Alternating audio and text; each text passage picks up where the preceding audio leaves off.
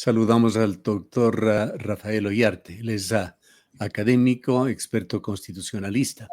Quisiera iniciar este diálogo, doctor Ollarte, preguntándole a usted personalmente si es que es conveniente y necesario extraditar a Fito en beneficio de un tanto más de tranquilidad para el gobierno nacional y el país.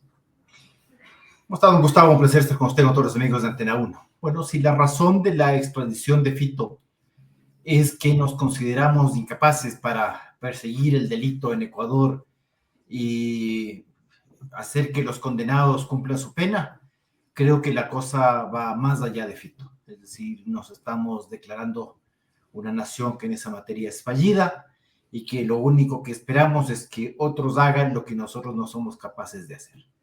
Esa es la realidad ecuatoriana, no hay que confundir las cosas. Hay gente que cree que eso también ocurrió en Colombia no fue así. En Colombia, cuando se aprueba la extradición en 1997, de modo expreso se señaló, primero, de que eso no se refería a casos anteriores a la aprobación de la reforma sobre extradición, es decir, no eran extraditables por temas anteriores a 1997, y a nadie se le ocurrió decir de que eso era con el afán de que en Colombia no se la podían con sus propios extraditables. El interesado en obtener una extradición es el Estado requirente. Por eso hay un Estado requirente que dice: esta persona ha cometido un delito en mi país y para esquivar la justicia de mi país se ha ido a otra nación, y yo le pido a esa nación que me devuelva a esa persona que delinquió en mi país para yo juzgarle acá según mis reglas o para imponer una condena que el señor está también evadiendo. Para los dos motivos son las extradiciones. Pero en el Ecuador nos hemos acostumbrado, y así somos. Tenemos unos políticos penosos, casi sin excepción, en el que nos dicen que el cumplimiento de sus deberes no mismo, porque eso hay que entregárselos a tercera nación. Esa es la realidad. El ministro Reinberg llegó a expresar en el tema de las cárceles, de que las cárceles ecuatorianas están en la prehistoria. Así lo describió, hablando de la precariedad de las cárceles en sí, y posiblemente eso es lo que insinuaba, a su control. El señor Reinberg cree que le aplauda, porque el tema de prisiones está a cargo del Ejecutivo. Es decir, el SNAI es una dependencia de la función ejecutiva. No es de la función judicial, no es peor de la función legislativa o de otro órgano del poder público. Entonces, el señor Reinberg me está diciendo que las prisiones que están a cargo del Estado, que le corresponden al Ejecutivo, son un desastre. Bueno, está bien, se está describiendo a sí mismo el señor. ¿Qué quiere? Que le felicite por decir eso. Porque tampoco es que han llegado al gobierno antes de ayer. Pero no, pero esta gente asumió el gobierno en noviembre del año 2023. Ya estamos en 2025, ya van a cumplir 2 años de mandato.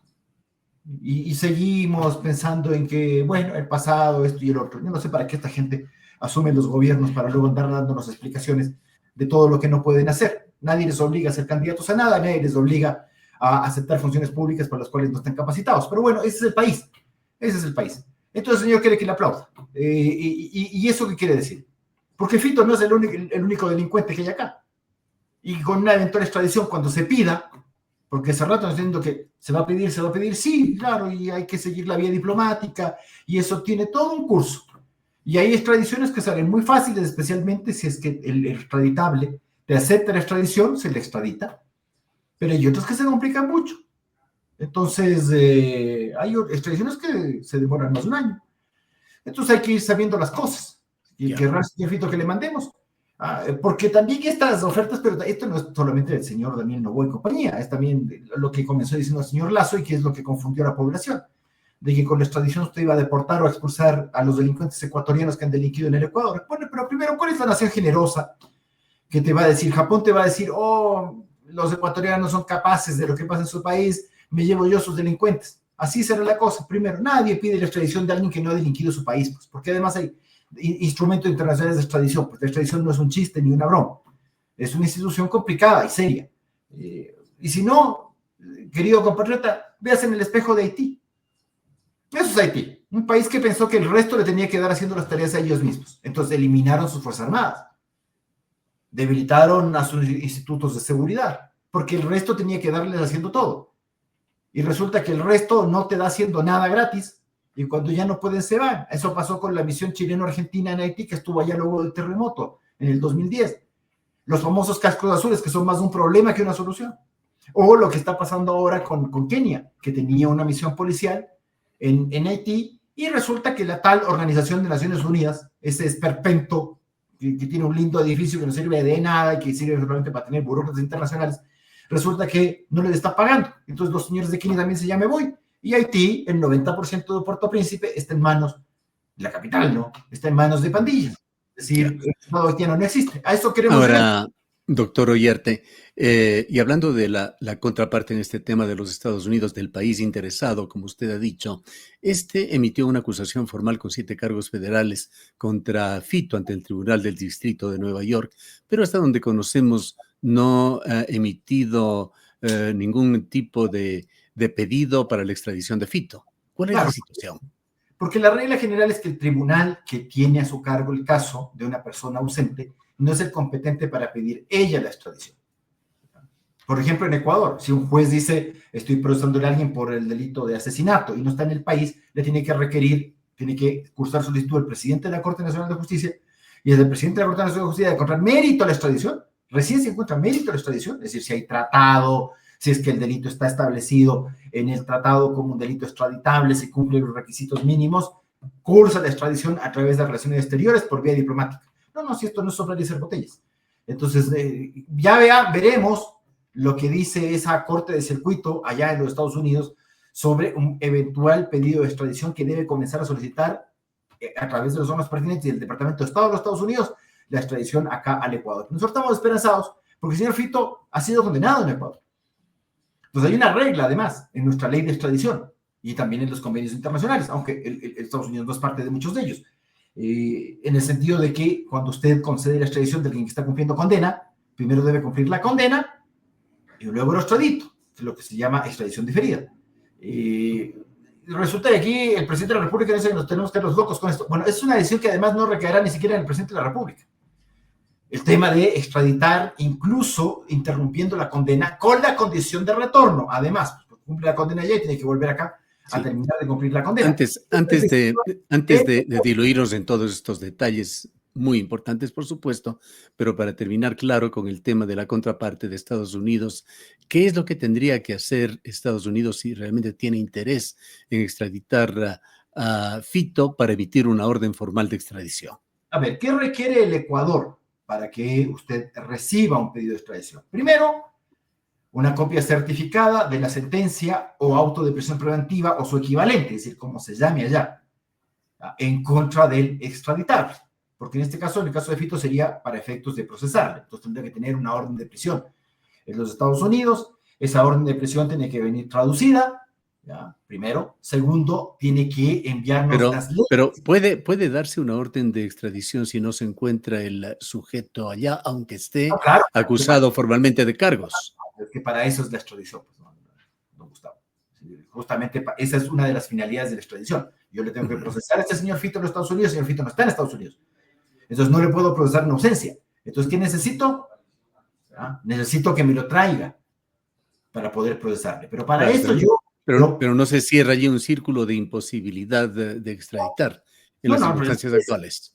Esa es la regla general. Entonces usted libra la orden de detención o de prisión preventiva, como le llamen allá, y tiene que hacer que esa orden de prisión llegue al Ecuador, traducida naturalmente, ¿ya? Traducida, ¿ya? Tiene que venir con los textos legales, indicándonos, ¿ya?, qué delito ha cometido en Estados Unidos este señor, o que sean competentes los jueces de los Estados Unidos, los textos les indiquen las penas, las prescripciones, si es que las hay, porque luego cuando recibe eso Ecuador tiene que hacer varias cosas. Primero, determinar si en el tratado de extradición, recuerde que tenemos dos tratados de extradición, uno principal que es el de 1832 y uno complementario de 1939 con Estados Unidos. Y hay que ver si el delito por el que se lo persigue está dentro del tratado de extradición. Por ejemplo, le adelanto, ¿qué si aparece en ese tratado de extradición, en el complementario del 39? El tráfico de narcóticos, ¿ya? Pero no consta el tráfico de armas, ni en el del 1832 ni el de 1939. Entonces, entonces comenzamos con las limitantes. Entonces, el Ecuador puede decir, sí, efectivamente, dentro de la extradición está el tráfico de narcóticos. El tráfico de narcóticos sí es delito en Estados Unidos, según se ha comprobado en los auténticos que me han remitido a los Estados Unidos respecto a sus leyes, y en el Ecuador, según el artículo tal del Código Internacional, también es delito. Entonces, se cumple doble criminalidad. Entonces, ese delito incorporado en el tratado y la imputación que se le hace al señor Fito si cumple el principio de doble criminalidad, tiene unas penas mayores a 2 años, etcétera. Entonces, en principio no diría el Ecuador va a conceder la extradición del señor Fito porque estaría dentro del tratado y sería un delito en Estados Unidos y en Ecuador. El delito además sería competencia de los tribunales estadounidenses. Si fuera competencia de los tribunales ecuatorianos no le podría extraditar, por si acaso. ¿Ya? Entonces, si es que es el caso, dispone la extradición, eso lo remite al presidente de la República. El presidente de la República tiene una facultad muy curiosa en la ley de extradición ecuatoriana, que es que frente a una extradición concedida por la Corte Nacional de Justicia en un proceso de 2 instancias, primero presidente de la Corte Nacional y segundo sala penal, en ese caso el presidente incluso podría negar la extradición por razones de seguridad nacional o por los intereses del Estado. No creo que sea este caso, porque además nos han dicho con sobra de que se concedería esa extradición anticipando criterio al presidente de la República. Bueno, entonces, si usted concede la extradición, además debe tener una garantía por parte de los Estados Unidos de no aplicación de pena de muerte. Es cierto, el tráfico de narcóticos, de lo que se sabe, no está incluido dentro de los delitos que se penan en los Estados Unidos con la pena capital, ¿ya? Pero igual requiere la seguridad de los Estados Unidos de que no se le va a imponer pena capital ni penas inhumanas, crueles o degradantes. Y la segunda garantía es que no se le va a juzgar por delitos sobre los cuales no se le ha entregado en extradición. Es decir, si Estados Unidos el día de mañana dijera, es que además le voy a juzgar acá por otra cosa, tiene que pedir la ampliación de extradición a Ecuador, ¿ya? Y el Ecuador verá si le concede o no la ampliación de extradición, pero no le puede juzgar por delitos no susceptibles de extradición. Yo espero que el Ecuador, si es que concede la extradición, lo haga bien, porque de lo que se sabe, el señor Fito en Estados Unidos tiene un abogado de estos que defienden narcotraficantes muy experto en esta materia.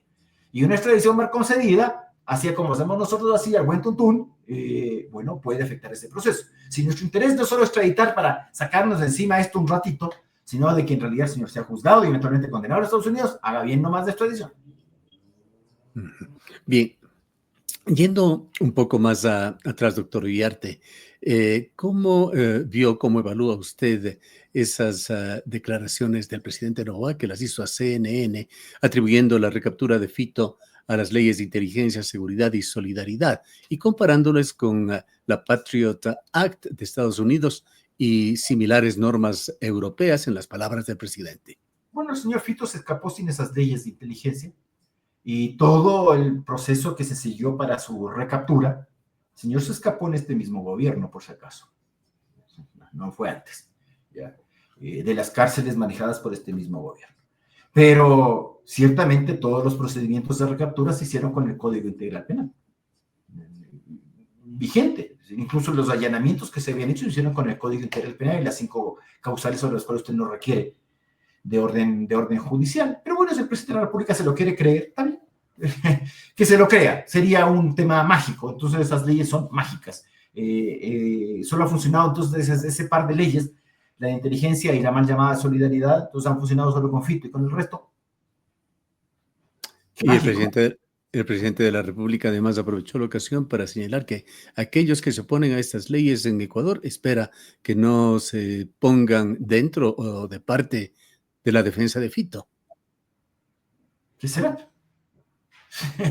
¿Qué será, pues, mi querido don Gustavo? El presidente de la República espera mucho. Yo también espero del presidente de la República varias cosas. No las tengo que decir, están en la Constitución. Esperaría que con eso me basta y me sobra, ¿ya? Entonces, esto de seguir dándonos explicaciones sobre la seguridad que están a cargo del presidente de la República, bueno, síganos explicando nomás por qué razón no las hace. La suerte se acaba, por si acaso. En todo caso, ¿qué hoja de ruta se debería seguir y qué posibilidades reales hay de una extradición de Fito a los Estados Unidos o a El Salvador, que según se ha dicho en todas estas grabaciones y divulgaciones que se han hecho alrededor de la captura de Fito, sería el otro temor de Fito? Sí, don Gustavo, pero no sé quién dijo lo de El Salvador. Supuestamente Fito temía ser extraditado a El Salvador. Soltó esto de El Salvador, país con el cual primero no tenemos tratado de extradición. Primero, o sea, si alguien se va a soltar, y peor si es alguien del gobierno, se va a soltar semejante tontería, lea, si el Ecuador tiene 16 tratados de extradición, no son tantos tampoco, señor, ¿ya? Es decir, son más bien pocos tratados de extradición. Más bien el gobierno lo que debería estar atento es, uno, a celebrar tratados de extradición, que no lo hace. Eso está en manos del presidente de la República. La negociación de tratados de extradición ya no es tan difícil porque va a copy and paste de estos últimos que han celebrado con Italia, con Rusia, con China. Oye, copia, no es tan malo esos instrumentos, ¿ya? Segundo, arregle ya esa ley de extradición, es del año 2000, pero parece que fue una ley del siglo pasado.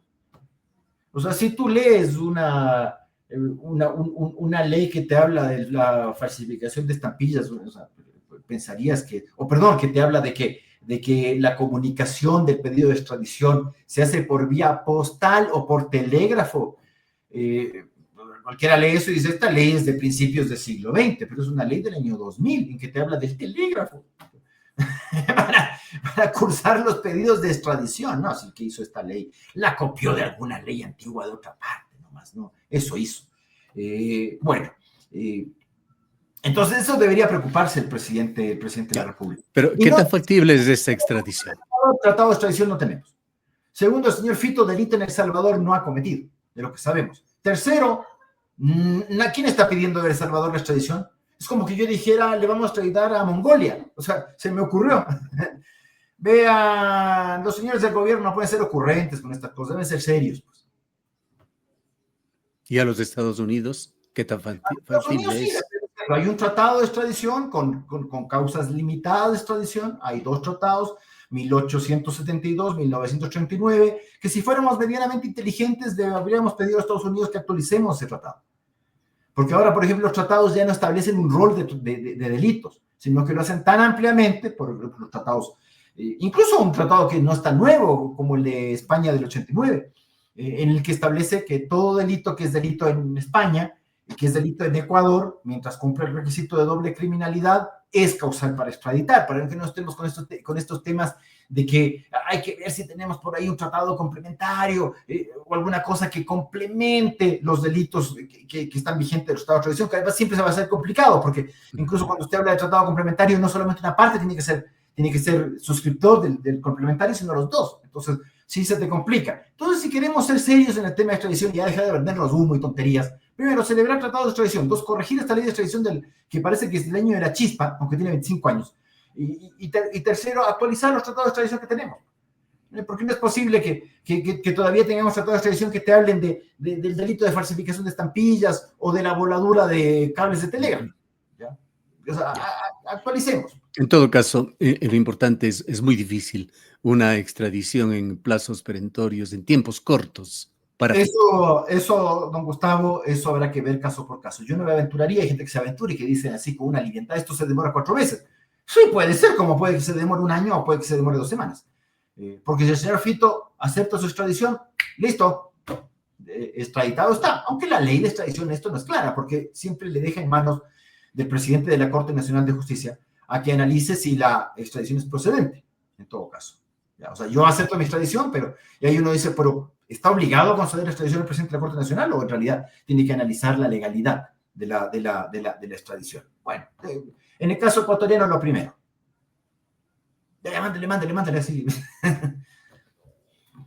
Bien, ahora yendo a una situación o a un enfoque un tanto más global, ¿cómo ve usted ese patrón preocupante que están generando las leyes emblemáticas de Noboa, que hasta el momento coleccionan ya, me parece que 8 demandas de inconstitucionalidad, la de urgencia económica, la de seguridad, la de gestión pública y la otra que viene de áreas protegidas? La de integridad era una buena ley, pero como acá nos gusta dañar lo que está medianamente bien hecho, porque lo perfecto es enemigo de lo bueno. ¿Ya? Entonces, si hay algo que está bien, déjelo ahí y que siga su curso. No, había que en el segundo debate comenzar a meter un montón de cosas que yo puedo coincidir. Por ejemplo, el tema del juzgamiento de los menores infractores. Pero no puedes meter eso en el segundo debate. Ya, además te lo ha dicho la Corte con especial énfasis, que a nosotros puede caer bien o mal la jurisprudencia de la Corte.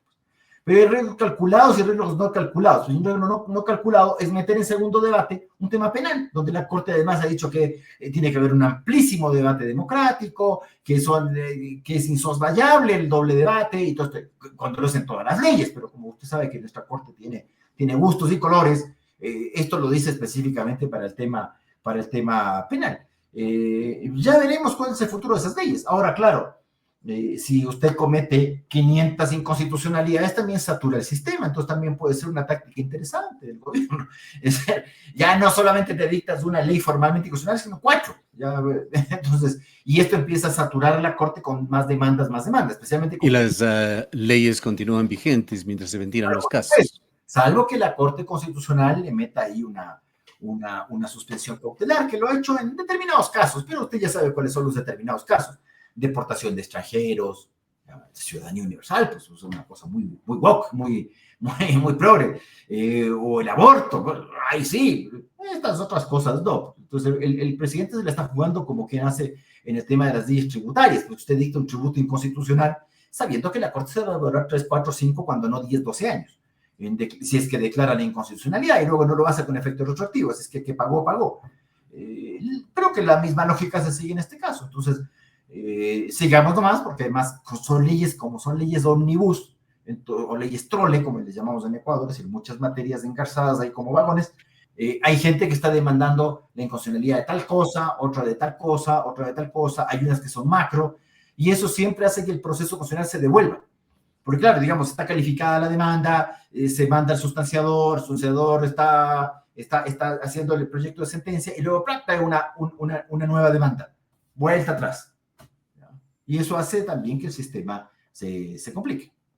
Y esto de calentar las calles, que pretende hacer el Frente Unitario de Trabajadores, el Frente Popular, la Federación de Afiliados del Seguro Social, la FEUE, ¿algún efecto puede producir? Eso le preguntamos al presidente, que se ha declarado izquierdista. Entonces es el grupo de ellos, es el grupo del presidente de la República. Yo no soy de izquierda, entonces no me siento identificado ni por la Central de Trabajadores, ni por ninguno de estos tipos de izquierdosos.